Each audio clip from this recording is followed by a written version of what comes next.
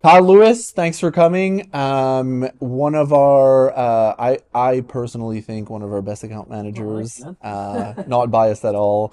I would say by performance, but one of the younger ones, right? Yeah. Still the youngest one, but not by much anymore. Used to be a Nice. bigger gap, but it's closing. So, what brought you into like doing this? I guess. Started in the hardware business when I was a teenager. Okay. Did the university thing, worked in actually fractions for a few years. But I always had home hardware as a part-time gig, right? Right. And then, I kind of get burnout, contract to contract with the federal government, but I always had the home hardware thing background. And then when I moved back to Moncton area, I was offered a job to go on the road, and I took the job, and then I worked with the Elmwood group a year later, and one of the best things I ever did. And you didn't, because we obviously know each other outside of this, but you didn't, you didn't go into university for any No, skill really nothing, related to this, nothing right? like this. No, Yeah, I yeah. have a double major in philosophy and sociology, and Crazy. that's what I tell people when I go to parties, right? So. So I was like, you get that paper, you're like, oh, this costs, 25, 30K. Yeah. Great, awesome, on I to wish it another was industry. that little. It's funny, hey, I'll say the same thing, in marketing and with a political science degree, it's like, I think there's some intersects between the knowledge that I have from university, but, I think at the end of the day, the networking plays a big part. Huge. Uh, That and the critical thinking skills, right? that's it. People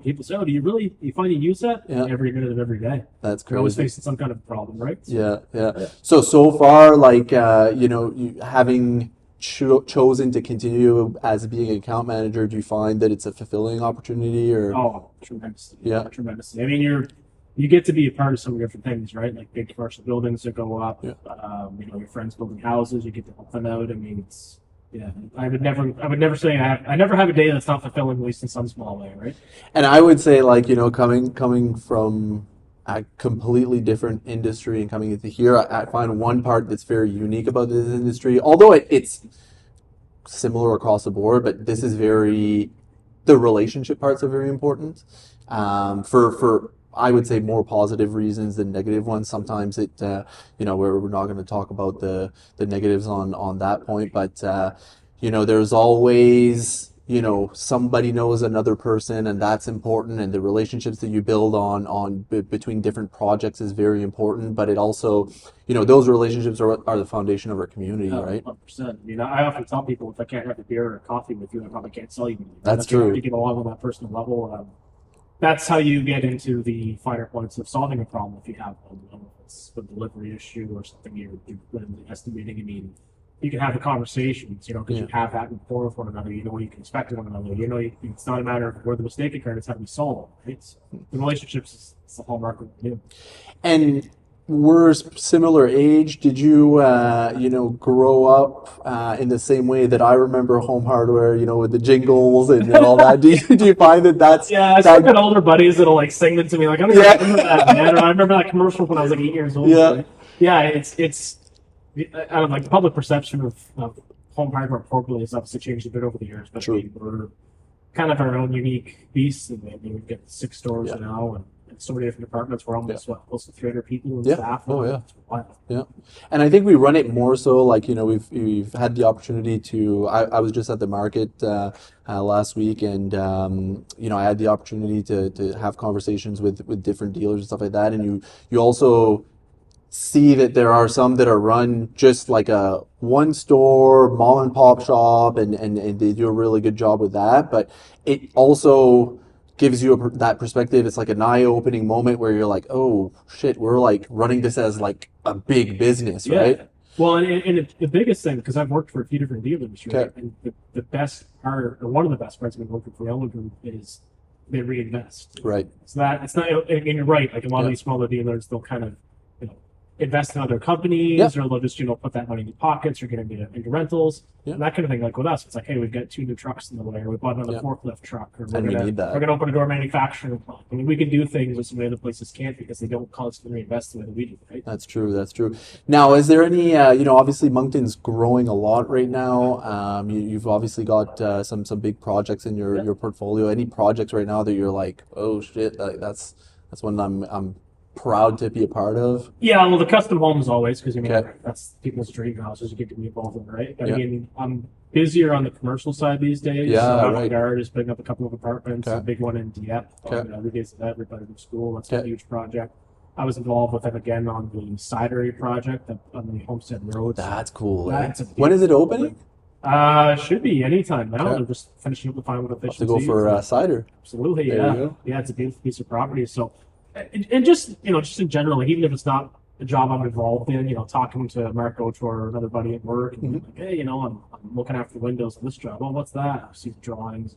You're always at least somewhat in the know as to what's happening around you. Right. It's pretty cool. And we have such a team dynamic with everything that we do, whether it's just in your guys's team with the account managers, and even working with some of the administrative staff, or even with the stores. Like, it's so interconnected, right? Yeah. So you obviously you have your ear on the pulse on a lot of those things happening, and so Well, and it's nice too. I mean, you and I have done this dozens of times. Yeah. Like, we've all got somebody in the company that, hey, if I don't do it, I know who does. How many times have I called you and say, you can help with this, or let's partner up with this guy and get some cross promotion or something. yeah, that's true. Sounds like true. Now, I guess where would you see yourself if you weren't in this industry right now? I've been at least to the part of it, even on the retail side, for so long that I Yeah. honestly don't know. I mean, I Second would have loved to nature, have right? worked in hockey if I got into hockey at a younger age, but I didn't start playing and watch when I was a teenager. Right? Well, you do have a podcast, right? Yeah, Your yeah. own. Flames Unfiltered. So I co-host that with a guy in North Dakota. So actually, we're starting a new season this week. So Nice. I figured this podcast will kind of help warm me up for our Yeah, first that's season, right? it. This is not on the same level. I've heard good things about yours, Oh, and it's a lot listened of fun. to it. Yeah. It's a lot of complaining about our team. It's a lot of fun. Hey, listen, that's part of sports, right? Your team 100%. does good sometimes, bad sometimes, but I think the banter and the frustration is what kind of builds that passion for those moments when they do win, right? Yeah, it makes the podcast more exciting too, Yeah. right? And you've probably developed some friendships with some players over the years with Yeah. that, right? Yeah, I know quite a few staff members, like former players, Okay. and coaches in the NHL, and some scouts.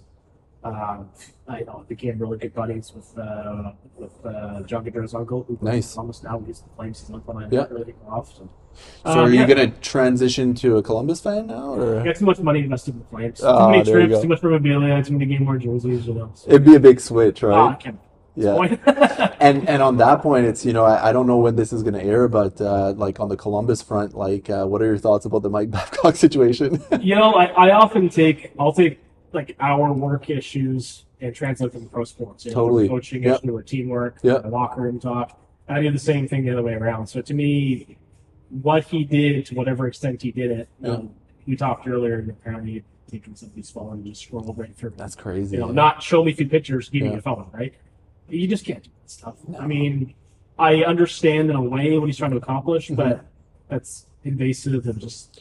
And I find it's like I hate to say it in a very simple way like this, but I find it's a very old school way of doing things that is like, it's that like top of the food chain and trying to kind of bully the lower people on that Yeah. scale. Yeah. I find in sports it's more prevalent because it's such an emotional thing, right? So there's not as much like obviously there's politics and stuff like that, but Sure. it's like, you don't have, well, I guess they probably do have an HR, but I would say like Yeah. in the room traditionally, the players would be their own HR, right? Yeah, well, and I mean, even talking about the Blue Jackets, like that team is, I've heard, they're really focused on themselves and sharing playing with Okay. one another, Okay. regardless of who their coach is. We have to do the same thing in our business, right? Yep. No matter who you're working for, you got to get the job done. You got to work together. You got to do all this stuff.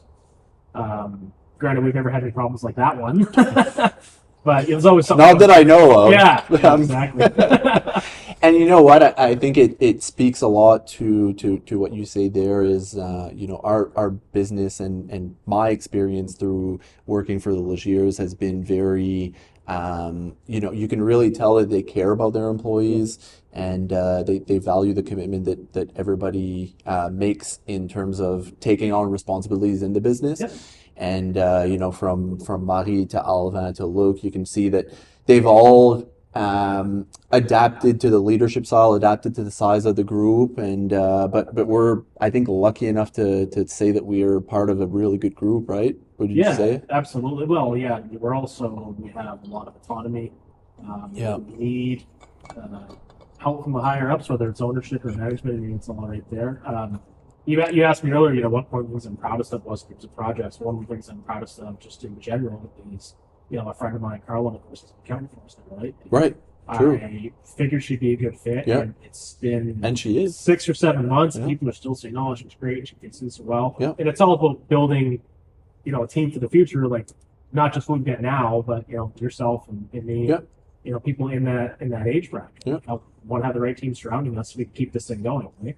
And we do have a responsibility. Like, I think, again, coming back to that old school thing, I think a lot of, I wouldn't consider us as a corporation, but when you do have so many employees, that culture seems to like not shift. It seems to like just kind of stay stagnant. But we've all had the opportunity to shift it, and I think it's shifted in a positive way. Not to say that it wasn't good before that, but I think it's adapted, right? Yeah, it's very progressive. I mean, I would say it's not the same company I came to work for back in 2015. And again, not for any negative reason, just it's progressed so much. I mean, our HR department, our accounting department, Yep. Our management hierarchy, Yep.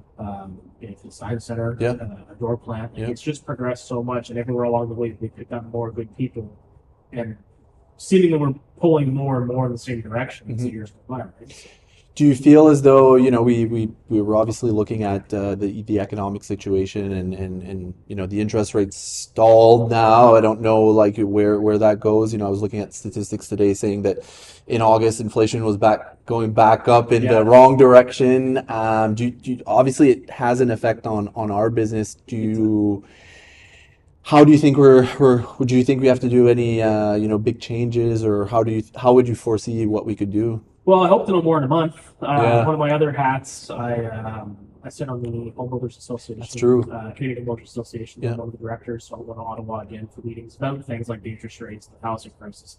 For us as a company, I think it's a matter of continuing to maintain that level of service that we provide, because people I are still agree. building houses, are still building apartments.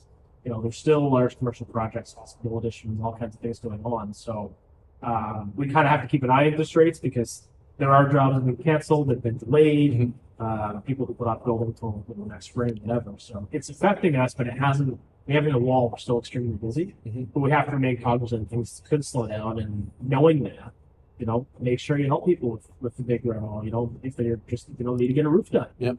Hook them up with the right contractor, get them the material they need, whatever you have to do. Like, because there's going to come a time, whether it's because it's slower in the winter, because interest rates have risen, like, you need every aspect of the business out there to keep yourself busy and there just keep going. could be situations like hurricanes, snowstorms, Oh. stuff like that. We have to do repairs, and but Look at actually the project I was lucky enough to be involved in was the sandbar. Okay, The rebuild. right. I mean, The whole thing, construction did pretty a great much. job, and Yeah. Rob Taylor as well. Yeah. Like, we were really heavily involved in that every day, sending materials to that job. and what a good spokesperson is he for the city.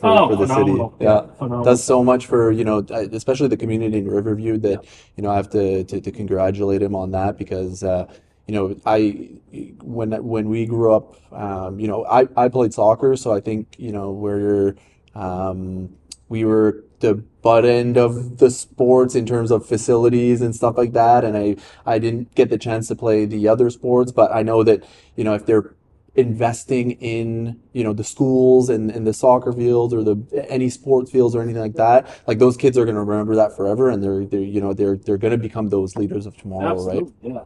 Absolutely. But and to come back a little bit on your journey with the Elmwood Group, or maybe anyone that be aspiring to maybe get into our industry, is there anything that in terms of tips or advice that you would give to maybe that kid that's going into 12th grade this year, that might be looking at the future? Any thoughts on what they could do? Yeah, actually, the timing of the question is kind of funny, because one of my customers, Colby Construction, his son told me, he said, there's a young guy that works at the store. And I guess he said, "I want to be the next Kyle Lewis." And I started laughing. No way. Because I've never heard that. I'm not sure I'll ever hear it again.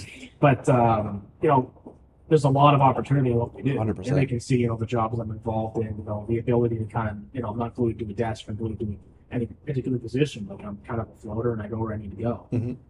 So really my advice is just, work hard, pay attention to people above you that you hope to follow, because they have their experience can teach you so much, right? Whether it's Alvin, Danny Cormier, maybe even Lucas has come up through the company. I mean, pay attention to what's around you, listen to people, learn how to problem solve. And just ask, I have people in the company come to me all the time that are 17, 18 years old. Well, how do we make a job like yours? Be on time for your shifts, put in the work, and anytime there's an internal posting, because we have a great HR department now, apply for it. At the very least, you'll get an interview. We start building that pedigree towards the career that you have. And for a lot of, I remember at that age, it's maybe I didn't pay as much attention to the news or all that, but there are opportunities coming, or I guess for the high school students and stuff like that, there are opportunities coming up in our industry, especially with a lot of people retiring. I think the labor is always short. Well, man, you remember when I was in school, it was all university. I know. It's great. Yeah. I recommend it to anybody. Yeah. The trades are almost shape. I know. Well, now the amount of opportunity, the money, in trades, it's unbelievable. And it doesn't change tomorrow, right? Oh, we're in this for a while, especially in the Moncton area. Yeah. Well, listen, it's been a pleasure speaking with you on this, and hopefully we'll be able to continue to work many years together. So far, so good. But thanks for coming in, and thanks for taking the time to chat with me. Thanks for having me. Awesome, man. Thanks.